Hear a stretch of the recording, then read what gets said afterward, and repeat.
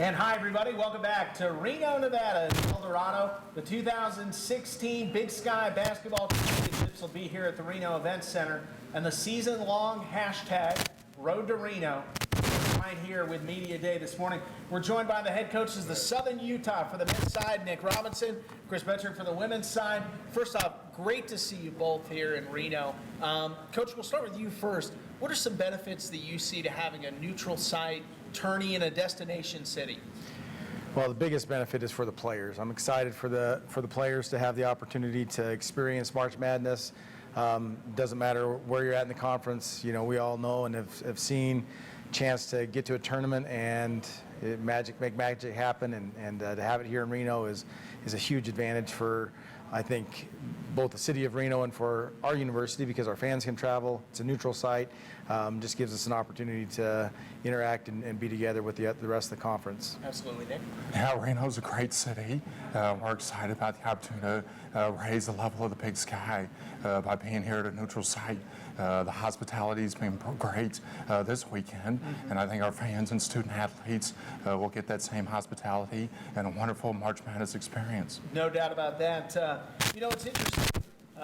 Nick, we'll start with you first with your program. Kind of been on the rise for the past few seasons. You got a few big wins last year. You know, you get 2 wins over Weber State, which is an in-state rival, one of the top programs in the Big Sky. How did you feel at the end of last season? Yeah, I felt that we were able to play our best basketball at the right time of year. Unfortunately, we were 1 game out of making it into the conference tournament, but you know, we had amazing progress last year from our student athletes, and I'm excited about what we've been able to accomplish this spring and summer headed into the season. Chris, you guys started out so hot last season. You start out the season at 4-0, get multiple wins over some Mountain West schools, which was good. Then kind of hit a bit of a lull towards the end of the season. Your thoughts kind of on last season? Last season was a great building season for us, just in building character more than anything. We started off great, and then some injuries. It was really interesting and neat to see the parity in the Big Sky on the women's side, and how close, even though we finished 10th or so, that, you know, until that last weekend, you're in the chance to go to the tournament, and for our young kids to be able to experience that and to even, you know, battle through that injury bug a little bit, to have a chance every week to play for something was something special, and hopefully it carries over to this season upcoming. Well, that's the nice thing about this year's tournament, is neither one of you will have to worry about being in a situation, because everyone will make it to the conference tourney. But Chris, you know, it's interesting because you have only 6 players returning on your roster, so some people might look at that as kind of a challenge, but, you know, I'm sure you're looking at it, it's kind of a fresh start in a way. It is, and that's what we're really excited about, is to have you know, our players in that we recruited for our system and our style, working with Coach Nick and having some great advice from a guy that's built with young players that have come in, and our goal is just to continue his example and get to where we need to as a team in building over the next few years to get our program where it needs to be. Well, you certainly want to build and kind of, like you said, bring those players up through the ranks. Nick, that's exactly what you've done. You returned all 5 starters this season off a starting core that really got into a good groove in that second half of the season. What progress have you seen from those guys throughout the offseason that's really encouraging you as we move into get ready for the season? Yeah, well, we were fortunate to go on a foreign tour this year and had 10 full practices in the summertime, and we were able to solidify some roles, you know, increase our competitive nature, and we've gotten off to a great start this weekend with practice. We still need to make some progress defensively, but I'm excited about you know, the young men that we have in our program and the progress that they've made over the course of this summer. What are some, I want to ask you both a little bit about your non-conference schedules. Nick, you start with you. You open the season. This is as tough a 2-game starting stretch to a season as I've seen. Are you ready for this, folks? At Utah, of course, Utah makes it to the Sweet 16 last year. and then UNLV as well in Las Vegas. That's a pretty tough 2-game stretch to start a season. What are you hoping to get out of those 2 games as a program? Well, for us, our goal every year, like every team across the country, is to get to the NCAA tournament. Yeah. And the opportunity to be on this road to Reno and have this experience will be amazing in that process.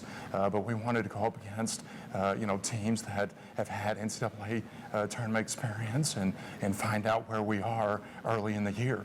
And both Utah and UNLV will give us an opportunity to find out exactly where we are and what we need to accomplish as we seek to get back here to Reno and fulfill the goal that all of us have. Absolutely. Chris, as far as you guys, I know you got a Mountain West school or 2 coming into your place, but as far as the non-conference, what are you hoping to do with such a young team in that non-conference? We're just really focusing on building confidence and giving them a chance to see. We play at TCU and at USC and New Mexico what college basketball is at this level and the vision for our program moving forward. And then hopefully by the time conference starts, we've solidified our style, our system, and players know and understand exactly what Nick's talking about, what it is going to take to compete in this league and to get here in order to prepare ourselves to make a run here in Reno. So if we can weather through the early preseason games and let them see what big-time college basketball is all about, I think it'll be an eye-opener, but a great learning experience for these freshmen. All right, we've asked a lot of, I got to admit, we've asked some tougher questions to this point. So I want to kind of make it a little bit fun here for some of the fans out there. Best is to every coach. I always find this fascinating. Coaching is such an intense job. It's a fun job, but there's a lot of time that goes into it and a lot of intensity with it. What do you both do in the off season to kind of get away from the game? Chris, we'll start with you. All about family time for me.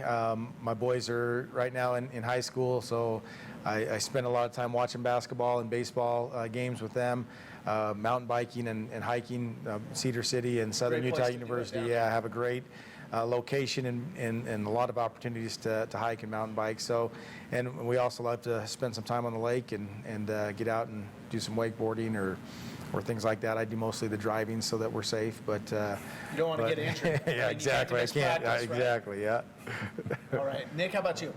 This summer we took advantage of the outdoors right there near Cedar City, Zions National Park, Cedar Breaks, Canaryville Falls. But family time is pretty important, so spend a lot of time there. And I like to read a book every now and again and catch up on the NBA, once our season is complete. But yeah. Any good books that you've picked up this summer? This summer, getting into John Gordon and some of the leadership books that he's got going on. But yeah, leadership, and then I actually like to read football coaching books, just from a video perspective, technique, as well as motivational. All right, that's interesting. Okay, last question here, and then we'll let you both go. Your message to your fan bases. Southern Utah's fan base definitely growing over the past couple of years. Nick, we'll start with you and then finish with Chris. Yeah, I think that, we're on an amazing road to Reno as a program, but want to encourage all the fans, our students, all of those that support our program to do the same. Make plans now because it's going to be a great experience, not just for us, but for the entire conference. Absolutely. Yeah, and the Big Sky move has been unbelievable, I think, for our fan base, and the ability to be regionally located and form those rivalries and follow those teams that are obviously in the Big Sky Conference is huge for them. And this opportunity at Reno is what a great experience. We've all been a part of conference tournaments in other conferences and at other places we've been, and the connection, the feeling from the fan base being here and supporting you and being able to see all the other athletes and teams in the same venue is an unbelievable experience. It's exciting and something that they haven't been able to experience, especially at a neutral site.